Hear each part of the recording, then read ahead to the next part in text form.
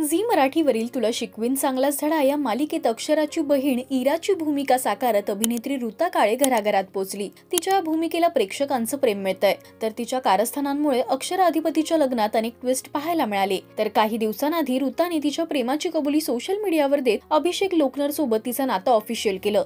तर आता ऋताची लगीन घाई सुरू झाली आहे। छान अशा पद्धतीने ऋताचा मेहंदी सोहळा पार पडला, पाहुयात।